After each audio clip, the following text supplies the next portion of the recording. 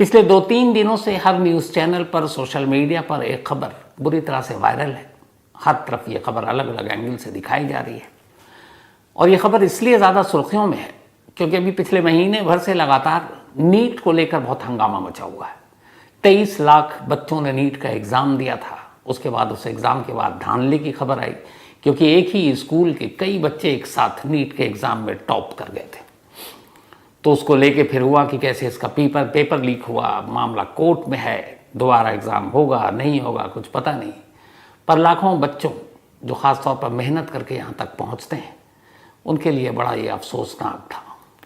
और ये आपकी इसी से स्टोरी भी आपको सुनाई थी। कोटा में बहुत सारे नीट के बच्चे जो रहकर तैयारी करते हैं नीट की या जेई की, उन सब के लिए भी बड़ा ये है कि अब अगर कुछ होता है एग्ज़ाम दोबारा कराते हैं तो फिर से मेहनत करो। बहुत सारी चीज़ें होती, कई के बड़े अच्छे पेपर होते हैं, अब दोबारा पता नहीं क्वेश्चन कैसा होगा। तो अभी तक नीट को लेके होल हंगामा मचा हुआ था। अब अचानक अपने देश का जो सबसे बड़ा इम्तिहान है वो है UPSC, union public service commission exam. इस देश में इससे बड़ा एग्ज़ाम या इम्तिहान कोई नहीं है। और ये इसलिए बड़ा है क्योंकि हमारे देश की जो ब्यूरोक्रेसी है वो इसी यूपीएससी से निकले हुए स्टूडेंट्स होते हैं जो अलग अलग महकमे में काम करते हैं। सरकारें तो आती हैं चली जाती हैं, नेता आते हैं चले जाते हैं, कभी उसकी सरकार कभी इसकी सरकार, लेकिन असल में किसी देश को जो चलाता है वो ब्यूरोक्रेसी होता है, यानी तमाम अफसरान होते हैं। किसी भी डिपार्टमेंट, किसी भी मिनिस्ट्री के, चाहे पीएमओ में हो, प्रधानमंत्री कार्यालय में हो, गृह मंत्रालय में हो, फाइनेंस में हो, एजुकेशन में हो, डिफेंस में हो, सब जगह ब्यूरोक्रेट्स होते हैं। और कहते हैं अच्छी सरकार वही होती है जो ब्यूरोक्रेसी को ढंग से संभालती है। और इसी ब्यूरोक्रेसी में जो तमाम अफसर आते हैं वो एक एग्ज़ाम के थ्रू चुने जाते हैं और वो है यूपीएससी। अब इस यूपीएससी के एग्ज़ाम पर आज तक अभी तक उंगली नहीं उठी है क्योंकि ये इसके बड़े लेंथी वो है पूरा प्रोसेस। और इसी यूपीएससी के थ्रू अलग अलग जो आप सुनते हैं IAS, Indian administrative service, IPS, Indian police service, IFS, Indian forest service भी होता और इंडियन फॉरेन सर्विस भी होता जो विदेश विभाग में। इसके अलावा रेलवे, रेवेन्यू, इनकम टैक्स, सारे डिपार्टमेंट में अलग अलग जो टॉप पे अफसर रखे जाते हैं, चुने जाते हैं, वो इसी यूपीएससी एग्ज़ाम से निकलते हैं। हर साल यूपीएससी का एग्ज़ाम होता है, हर साल रिजल्ट आते हैं, हर साल टॉपर भी होते हैं, कुछ आईएएस बनते हैं। इसमें कहते हैं कि जो पहले 180 आजकल चल रहा है, जो पहले रैंक में अगर ऑल इंडिया रैंक जो होता है 1 से लेकर 180 के बीच में जो होते हैं वो आईएएस अफसर होते हैं। फिर उसके बाद आईपीएस होते हैं, इंडियन पुलिस सर्विस में चले जाते हैं करीब 250-300 तक। फिर उसके बाद बाकी डिपार्टमेंट होता है, उसमें फॉरेस्ट भी है, उसमें रेवेन्यू भी है, इनकम टैक्स भी है। और ये अलग अलग पहले प्रीलिमिनरी एग्ज़ाम होता है, फिर उसके बाद मेंस होता है, फिर इंटरव्यू होता है। इंटरव्यू और रिटन जो एग्ज़ाम होता है, इंटरव्यू में 15% ही मार्क्स उसके होते हैं और बाकी 85% आपके रिटन जो एग्ज़ाम होते हैं। तो टफ एग्ज़ाम होता है, जो इसको क्लियर करता है वही आईएएस आईपीएस बनता है, वही मतलब बाबू बनते हैं, सरकारी अफसर, बड़े अफसर।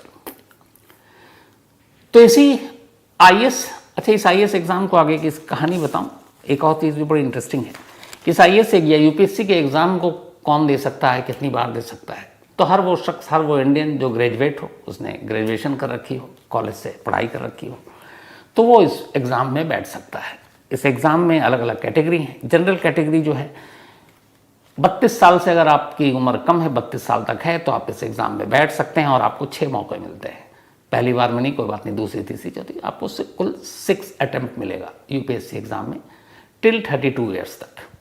इसके बाद अगर आप ओबीसी से आते हैं तो उनको ज़्यादा फ़ायदा है। ओबीसी वालों को 9 अटैम्प्ट मिलता है और उनकी उम्र भी 35 साल होती है। 35 साल तक वो एग्ज़ाम दे सकते हैं। यानी जनरल कैटेगरी का 32 दे सकता है 32 साल की उम्र तक, और सिर्फ 6 बार दे सकता है। 6 बार में क्लियर किया तो ठीक, वरना फिर कोई फ़ायदा नहीं। उसी तरीके से जो ओबीसी हैं उनको 9 अटैम्प्ट मिलता है और उम्र में भी 3 साल का एक्स्ट्रा टाइम, 35 साल की उम्र तक। इसके बाद जो एससी एसटी कैटेगरी के स्टूडेंट्स होते हैं उनको और ज़्यादा फ़ायदा होता है। वो 37 ईयर तक इस एग्ज़ाम को दे सकते हैं, 37 साल की उम्र तक, लेकिन उनका अटैम्प्ट्स का कोई वो नहीं है कि कितने अटैम्प्ट्स तक देंगे। तो ये तो हो गया इनके एग्ज़ाम का तरीका। अब इसी यूपीएससी एग्ज़ाम में एक लड़की बैठती है। ये लड़की महाराष्ट्र की है। लड़की का नाम है पूजा खेटकर। पूजा खेड़कर एग्ज़ाम में बैठती है, यूपीएससी के एग्ज़ाम को 2022 में क्लियर करती है। AIR यानी कि ऑल इंडिया रैंक उसको मिलता है 841, 841वां रैंक, लेकिन वो IAS अफसर है।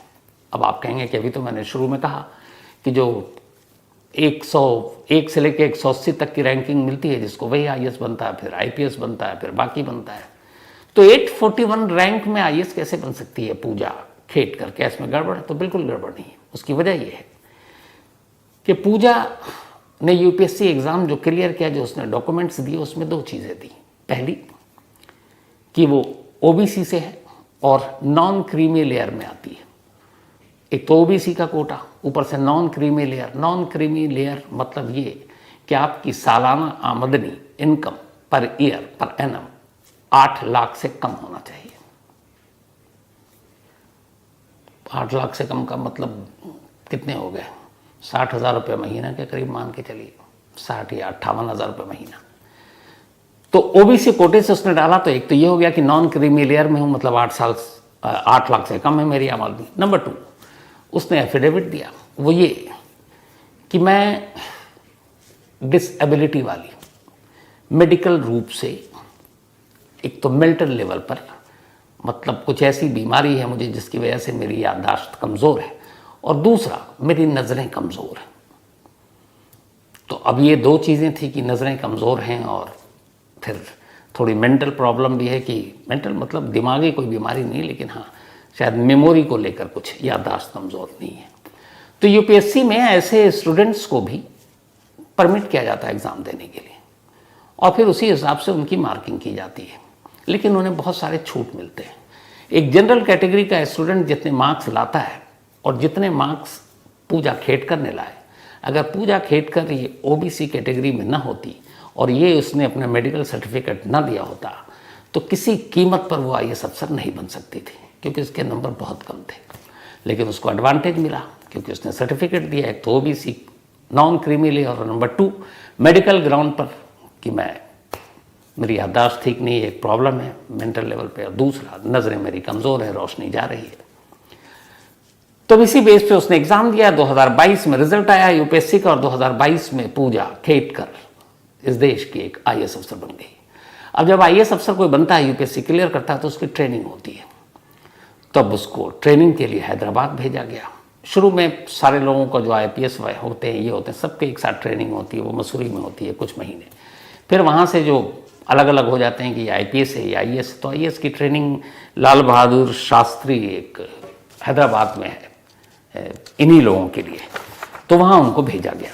तो वहाँ पे ट्रेनिंग ली। 2022 कैडर की थी, ये 24 चल रहा है। कुछ महीने अब उसकी ट्रेनिंग को और बचे थे, तब लगभग फुल फ्लेज उसकी बहाली होनी थी। लेकिन चूंकि अभी ट्रेनिंग पूरी नहीं हुई और लगभग ज़्यादा पूरी भी हो गई, तब उसको एक ट्रेनी या असिस्टेंट कलेक्टर के तौर पर, एक IAS की पोस्टिंग यहीं से होती है जिसको आप कहते हैं ना कलेक्टर होता है, कई जगह पे DM होता है। तो अब एक असिस्टेंट कलेक्टर के तौर पर पुणे में पूजा खेड़कर की पहली तैनाती होती है। ट्रेनिंग पूरी हो गई, अभी भी लेकिन ट्रेनिंग जारी है, क्योंकि इसीलिए वो ट्रेनी है और अभी इसीलिए असिस्टेंट है। एक बार ट्रेनिंग खत्म तो फिर अब वो बनेगी फुल फ्लेज कलेक्टर। लेकिन अब एज ए ट्रेनी या एज ए असिस्टेंट कलेक्टर उसको पुणे भेज दिया गया। अब वो पुणे पहुंचती है। पुणे पहुंचने के बाद पहली बार पूजा खेड़कर सुर्खियों में आती है, और ये कहानी है पिछले महीने जून के आखिरी हफ्तों की। जब ये पुणे पहुंची, तो पुणे पहुंचने के बाद अब वहां के जो कलेक्टर हैं सुहास दिवासे, उस कलेक्टर ऑफिस के जो भी इंचार्ज हैं, जो एक नया अफसर आता है उसके बैठने, उसके ठहरने, उसकी गाड़ी, उन सबका जो इंतज़ाम करता है, तो अपनी चार्ज लेने से पहले एक असिस्टेंट कलेक्टर का, अभी वो फुल फ्लेज कलेक्टर भी नहीं है, पहली बार वो व्हाट्सएप मैसेज करती है उस कलेक्ट्रेट ऑफिस के इंचार्ज को, और वो व्हाट्सएप मैसेज अब सोशल मीडिया पर। तो उसने जो मैसेज भेजा वो कुछ यूं था कि मैं डॉक्टर पूजा खेड़कर IAS हूँ, मुझे असिस्टेंट कलेक्टर के रूप में नियुक्त किया गया है। डॉक्टर दिवासे सर ने मुझे आपका कॉन्टैक्ट नंबर दिया है, और डॉक्टर दिवासे वो कलेक्टर है वहाँ के। मैं 3 जुलाई को ज्वाइन करूंगी। मुझे बुल्ढाना कलेक्टर कार्यालय से भेजे गए मेरे कुछ डॉक्यूमेंट्स नहीं मिले हैं, तो मुझे बताएं कि क्या किया जा सकता है। तब उन्हें व्हाट्सएप पे जवाब मिलता है, कोई समस्या नहीं है, सोमवार को हम पता कर लेंगे। इसके बाद पूजा खेड़कर अपने ऑफिस और सरकारी कार के बारे में भी उनसे बात करती है कि ये सब मुझे चाहिए। 23 मई को वो फिर, बल्कि 23 जून को वो फिर मैसेज करती है और पूछती है कि मेरे घर, travel, cabin, card, visiting card, इन सब का क्या हुआ। और इस पर उनको कलेक्टर ऑफिस से कोई जवाब नहीं मिलता है। फिर 24 मई को वो वापस मैसेज भेजती हैं और कहा जाता है कि आप पुणे आइए, फिर हम लोग चेक करते हैं, सब कुछ हो जाएगा। अब पूजा खेड़कर नाराज़ हो जाती हैं और कहते हैं कि ज्वाइन करने से पहले ये सब हो जाना चाहिए, मुझे इसी के हिसाब से प्लानिंग करनी है, तो मैं बात के लिए नहीं छोड़ सकती। फिर पूजा ने कॉल किया, जिस पर उस शायद अफसर ने, कलेक्ट्रेट ऑफिस के जो भी इंचार्ज था, उसने फ़ोन नहीं उठाया। तब उसने वापस मैसेज भेजा कि क्या आपको कॉल बैक करने में भी कोई दिक्कत है। और इसके बाद लगभग ऑर्डर देते हुए उसने मैसेज लिखा कि 3 तारीख को मेरे ज्वाइन करने से पहले मेरी केबिन, गाड़ी का काम पूरा कर लें, उसके बाद वक्त नहीं होगा। अगर ये संभव नहीं है तो मुझे बताएं, मैं सीधे कलेक्टर से बात कर लूँगी। अब ये तो कहानी का एक पार्ट था। अब दूसरा पार्ट ये था कि इधर कुछ हुआ नहीं और एक रोज़ अचानक अब पहुंच जाती हैं पूजा कलेक्ट्रेट ऑफिस। और इत्तेफाक से उस दिन जो कलेक्टर थे वो उस दिन दफ्तर में थे नहीं। जब वो थे नहीं तो वो सीधे उनके कमरे में पहुंची बिना बताए हुए। और वहां जाने के बाद उन्होंने कलेक्टर साहब की कुर्सी हटा दी, सोफ़ा हटा दिया, टेबल हटा दिया, जितनी भी चीज़ें थी उनकी वो सब कमरे से बाहर कर दी।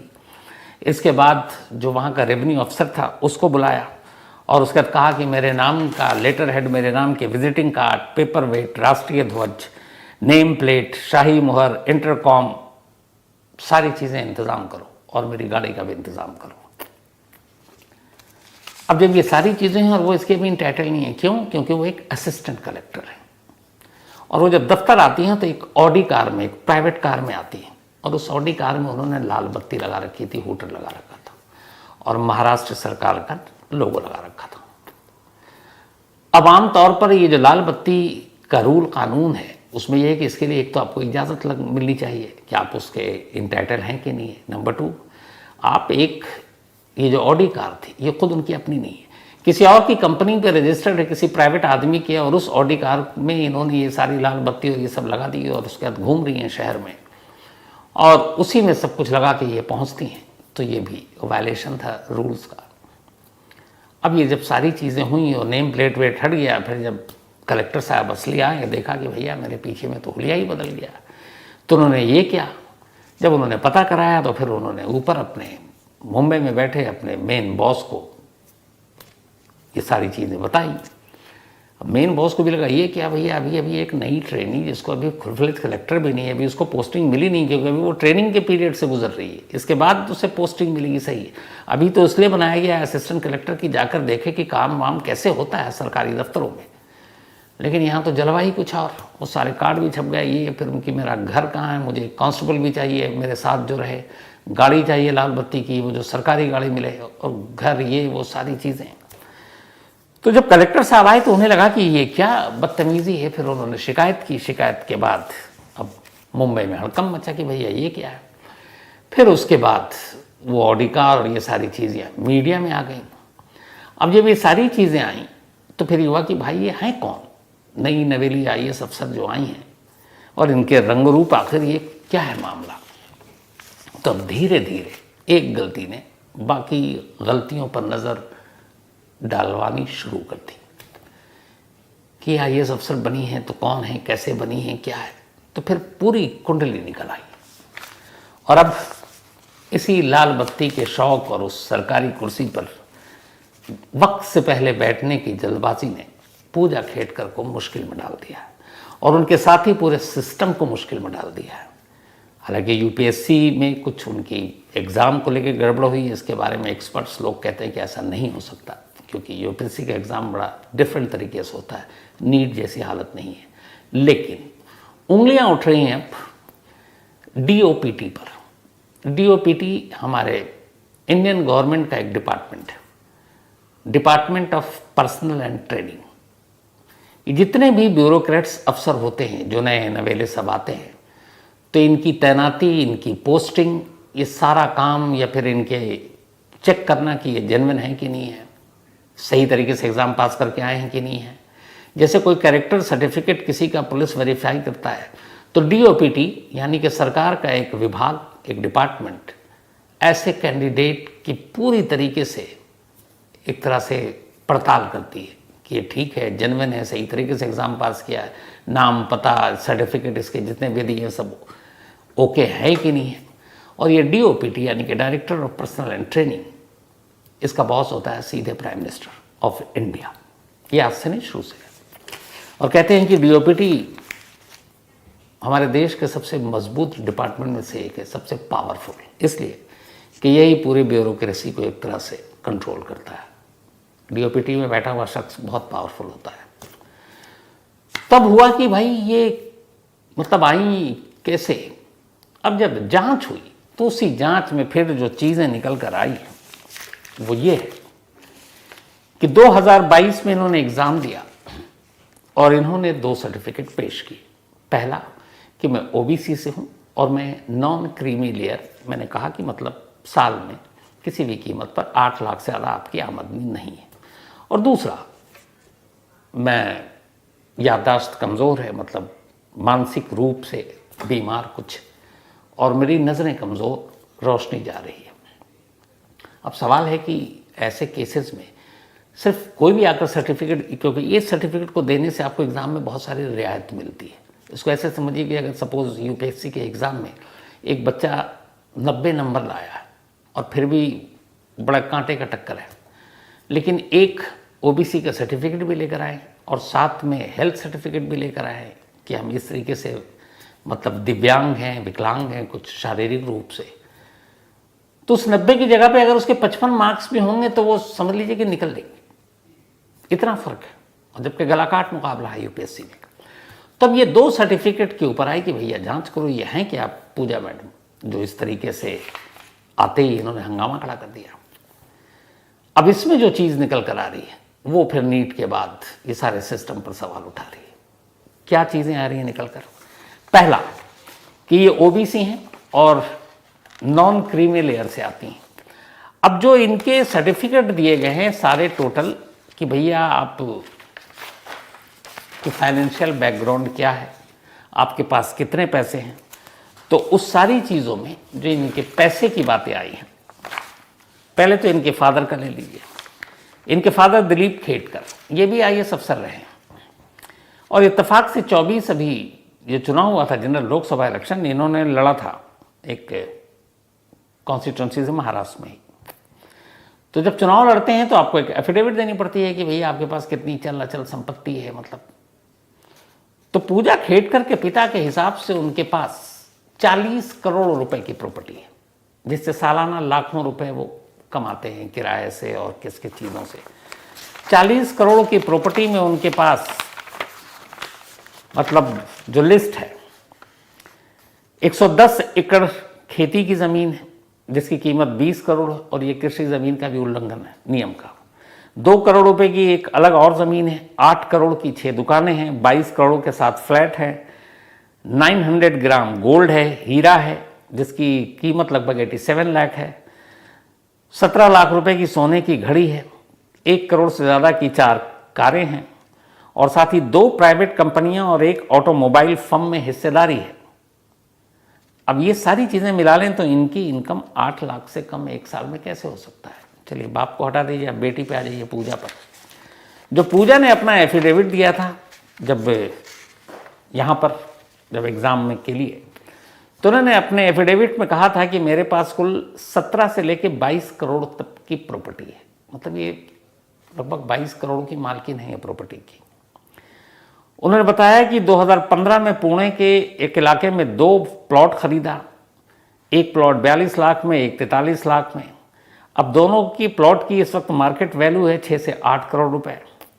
इसके अलावा इन्होंने 4.74 हेक्टेयर ज़मीन खरीदी, इसकी कीमत भी करीब 4 करोड़ रुपए है।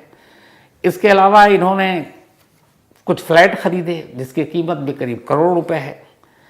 साथ ही 3 और इनकी अलग प्रॉपर्टी एक अहमदनगर में है। तो ये सारी मिलाकर इनकी जो प्रॉपर्टी है वो करीब 17 से 22 करोड़ रुपए, और इसमें से बहुत सारे किराए पे हैं, बहुत सारे ज़मीनों को इन्होंने इधर उधर करके दिया हुआ है, जिसकी सालाना आमदनी भी ये जो है ना 8 लाख रुपए होना चाहिए मिनिमम, उससे कई गुना ज़्यादा है। तो फिर ओबीसी नॉन क्रीमी लेयर का सर्टिफिकेट झूठा हो गया। इसका मतलब आपने सरकार से झूठ बोला उस एग्ज़ाम को देने के दौरान। ये तो हो गई 2 चीज़ें। अब जो तीसरी और सबसे अहम चीज़ जो इस एग्ज़ाम में सबसे ख़तरनाक, एक तरह से कहें तो करप्शन या घोटाला क्या है पता नहीं, और वो ये है कि उन्होंने कहा कि मैं दृष्टि बाधित श्रेणी से आती हूँ, नज़रें कमज़ोर है, दिखाई नहीं देती, और मेंटल भी, दिमागी रूप से मानसिक बीमारी भी है, और उन दोनों को इन्होंने सर्टिफिकेट दिखाए जब एग्ज़ाम में बैठ रही थी। अब इसी के बेस पर इनको सारे मार्क्स मिले। इसके बाद जब मार्क्स मिले तो यूपीएससी ने कहा कि ठीक है भैया, आपने 2 सर्टिफिकेट दिए हैं, आप इस कोटा से भी आ रही हैं, ओबीसी नॉन क्रीमी लेयर के अलावा मेडिकली, तो एक काम करते हैं, आपकी इन दोनों बीमारियों का सर्टिफिकेट दे दिए, लेकिन हम ऐसे तो हो नहीं सकता। तो सरकारी अस्पतालों में बाकायदा उसकी डॉक्टरी जांच कराई जाती है, और फिर उस रिपोर्ट को, उस मेडिकल बोर्ड की रिपोर्ट को यूपीएससी मानती है कि हाँ आपने सही कहा। वरना तो कोई भी पहुंच सकता है ना, यूँ हाथ टेढ़ा कर ले या एक आंखें बता दे कि मुझे तो दिखाई नहीं दे रहा है, मेरी याददाश्त कमज़ोर है, तो ऐसे सिस्टम नहीं चलता, प्रूफ होना चाहिए। तो इन्होंने दे दिया, यूपीएससी ने कहा ठीक है भाई। अब जब ये यूपीएससी क्लियर कर ली तो फिर यूपीएससी ने इनसे कहा कि ठीक है, आपने यूपीएससी क्लियर कर लिया है, अब आपकी ये जो 2 बीमारियां हैं इनका सर्टिफिकेट डॉक्टर देख कर देंगे और वो सीधे यूपीएससी को मिल जाएगा, काम खत्म। तो उन्होंने कहा कि आप दिल्ली के एम्स हॉस्पिटल में जाएं और वहाँ आप जाकर अपनी मेडिकल जांच कराएं, और वो एम्स डायरेक्ट रिपोर्ट भेज देगा यूपीएससी को। 22 अप्रैल 2022 को पहली बार यूपीएससी के कहने पर दिल्ली के एम्स में इनके लिए स्लॉट बुक हुआ। 22 अप्रैल को स्लॉट बुक था। पूजा पहुंची ही नहीं इलाज के लिए, अपना चेकअप कराने के लिए, जिससे पता चले कि वो सच में जो कह रही हैं वो सच है कि नहीं है। उन्होंने जब पूछा गया, जब ये दिन निकल गया तो कराया नहीं, तो उन्होंने कहा कि नहीं, वो उस वक्त कोरोना चल रहा था और कोरोना की वजह से हॉस्पिटल जाना मेरे लिए रिस्की था, इसलिए मैं नहीं गई। उन्होंने कहा ठीक है चलो।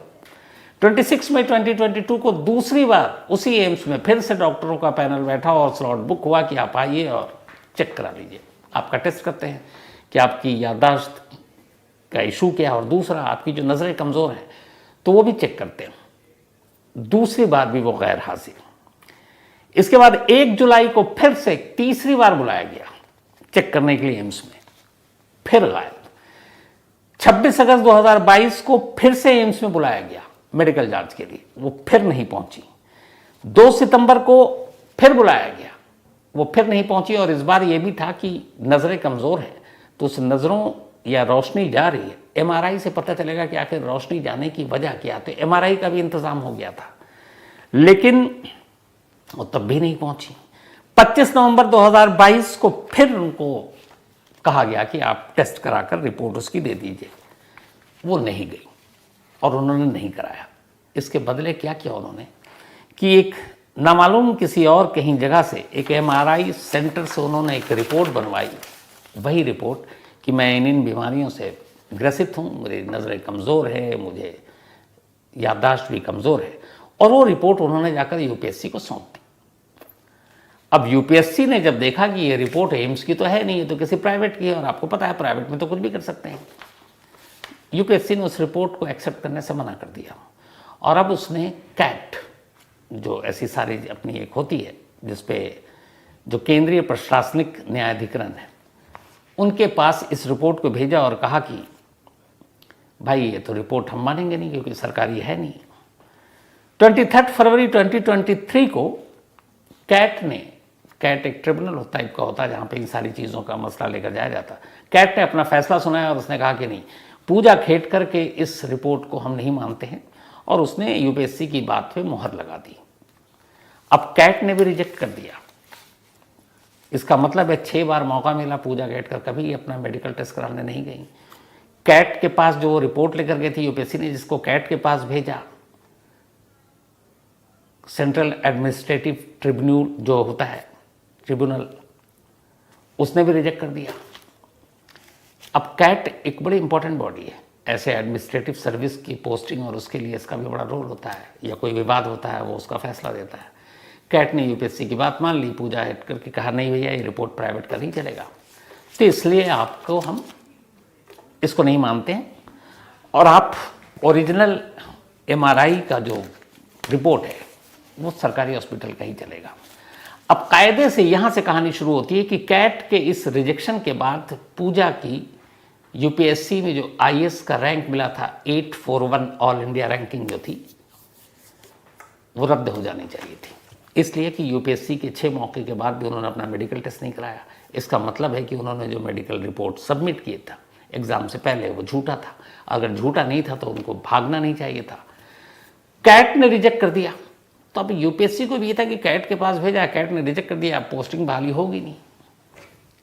अब यहाँ से खेल शुरू हुआ कि जिस बहाली को कैट ने रिजेक्ट कर दिया, एक तरह से उसने उसके आईएएस पे ही सवाल उठा दिया क्योंकि फर्जी था, लेकिन DOPT, director of department of personal and training, वहाँ से लेटर जारी हो जाता है पूजा के नाम कि भाई आपकी ट्रेनिंग वहाँ है और आपकी पहली पोस्टिंग महाराष्ट्र में है, एक असिस्टेंट कलेक्टर के तौर पर, और पहली पोस्टिंग पुणे में उनको मिल गई। अब सवाल ये है कि जिस पे यूपीएससी ने अपनी मुहर नहीं लगाई, जिस पे कैट ने रिजेक्ट कर दिया मेडिकल सर्टिफिकेट, तो फिर इन सारी चीज़ों के बाद अभी तो आईएएस वाला मामला बनता ही नहीं था, तो फिर डिपार्टमेंट ऑफ जो ट्रेनिंग एंड ये है डीओपीटी, पर्सनल एंड ट्रेनिंग, उसने कैसे पूजा को अपॉइंटमेंट दे दिया और क्लियरेंस दे दिया कि जाइए आप नौकरी कीजिए। कुछ तो घालमेल हुआ यहाँ पर। अब डीओपीटी में क्या खेल हुआ, किसके ने किया, कहाँ से ये सोर्स लगा मालूम नहीं, और शायद ये सब कुछ छुपा रहता, दबा रहता। लेकिन ये जो खुद पूजा ने अपने पैर पे कुल्हाड़ी मारी, पहुँच गई, मतलब जल्दबाजी इतनी, सब्र भी नहीं कि बस पहुँचूँ, लाल बत्ती की गाड़ी मिल जाए, 2-4 अर्दली मिले, कांस्टेबल आगे पीछे घूमे, नेम प्लेट हो, विजिटिंग कार्ड हो कलेक्टर साहिबा का, और इस चक्कर में ये सारा खुलासा हुआ। अब जब ये हुआ तो जो पुणे के कलेक्टर थे उन्होंने रिपोर्ट भेजी, वहाँ के जो सेक्रेटरी थे, चीफ सेक्रेटरी महाराष्ट्र गवर्नमेंट के, उन्होंने इस पर इंक्वायरी बिठा दी। सेंट्रल गवर्नमेंट तक ये बात पहुँची, उन्होंने इंक्वायरी बिठा दी। अब दो जो जांच हो रही है वो ये कि एक, ये मेडिकली जो रिपोर्ट सबमिट की है वो सही है कि नहीं है, दूसरा ये ओबीसी वाला जो है वो वाकई ओबीसी नॉन क्रीमी लेयर की है कि नहीं। अगर ये रिपोर्ट में दोनों चीज़ें गलत साबित हो गई तो ये फिर एक क्रिमिनल केस बनता है। न सिर्फ वो आईएएस वाली नौकरी जाएगी, यूपीएससी के ज़रिए जो उन्होंने किया है वो आईएएस वाली सारी चीज़ें ख़त्म, और दूसरा जेल जाना पड़ेगा क्योंकि आपने फर्जी सर्टिफिकेट और फर्जी चीज़ें, फर्जी डॉक्यूमेंट्स आपने पेश किया है। इस बीच में हुआ ये कि जब ये हंगामा हुआ तो अब पूजा जी को पुणे से हटाकर वाशिंग भेज दिया गया है कि आप जाइए, अब वाशिंग में आप असिस्टेंट कलेक्टर बनी। और कल उन्होंने, यानी कि 12 जुलाई को वाशिंग में जाकर उन्होंने असिस्टेंट कलेक्टर का चार्ज संभाल लिया, लेकिन इस बार बड़ी खामोशी से, कोई हंगामा नहीं, और ऑडी से भी नहीं गई, शायद बुलेरो से गई। उधर उनकी माँ, ये जब सारी चीज़ें हुई तो माँ के पास बहुत सारे मीडिया को लोग गए, माँ ने धमका दिया कि अगर आप लोगों की वजह से मेरी बेटी की नौकरी या कुछ गई तो देख लेना आप मीडिया वाले। तो वो भी चल रहा है। लेकिन अब ये भी देखा जा रहा है कि एक आम परिवार, जो इनके पिता भी हैं पूजा के, आईएएस अफसर थे और उनके दादा भी आईएएस अफसर थे, तो इतने करोड़ों के ये सब मालिक कैसे बन गए, कहाँ से? और खुद अब इस बेटी के दोनों सर्टिफिकेट पर भी उंगली उठ रहा है।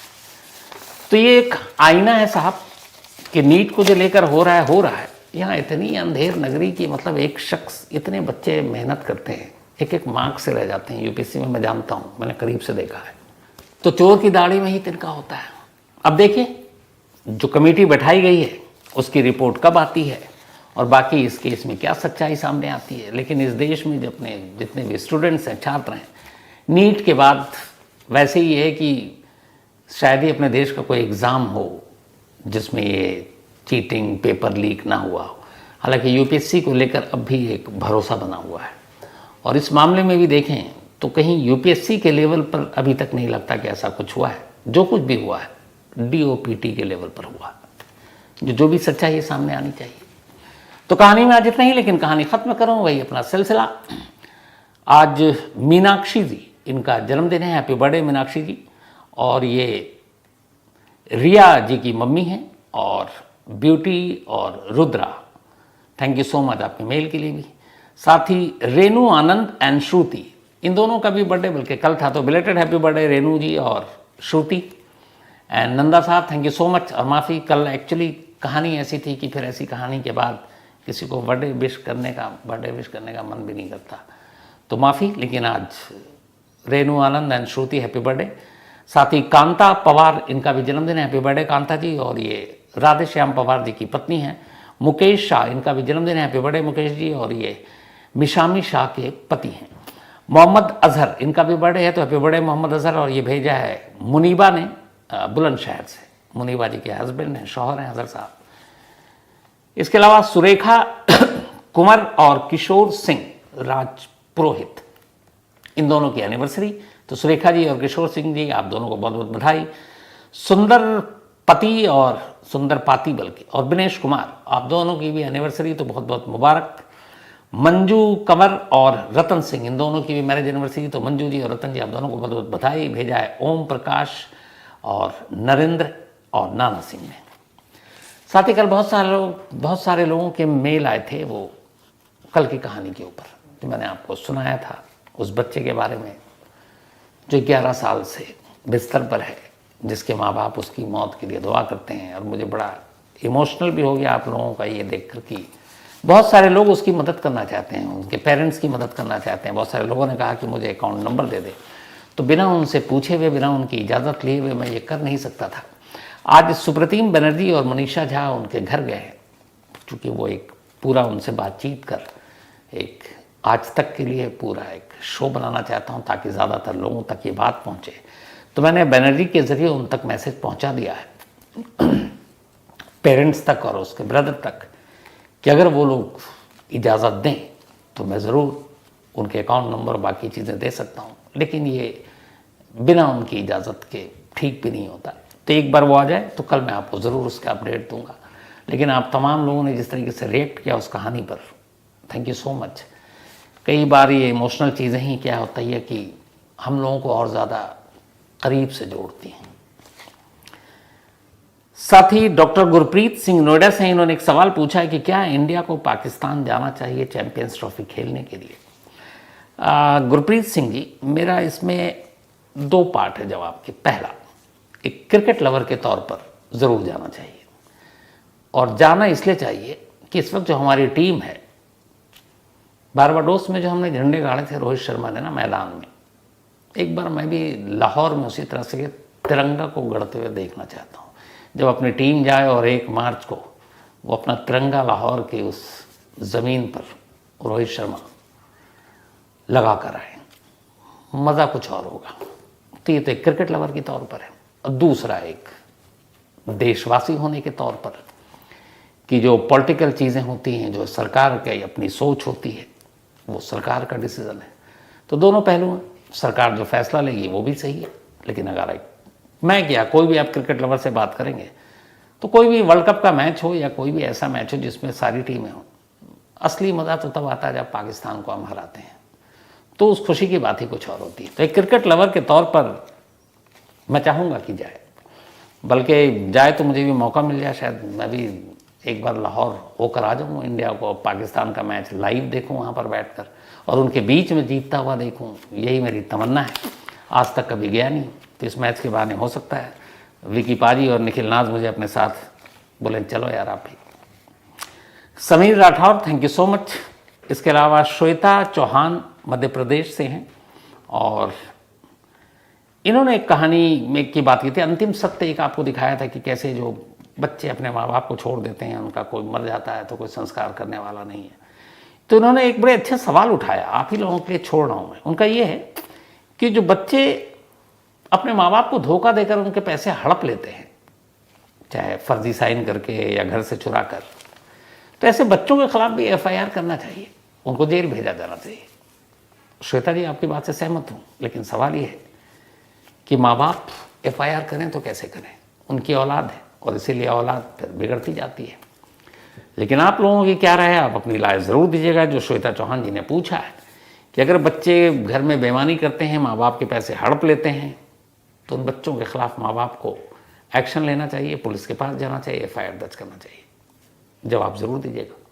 तो कहानी में आज इतना ही है। आपसे मुलाकात होगी कल रात 9 बजे किसी नई कहानी के साथ। तब तक अपना और अपनों का ख्याल रखिएगा।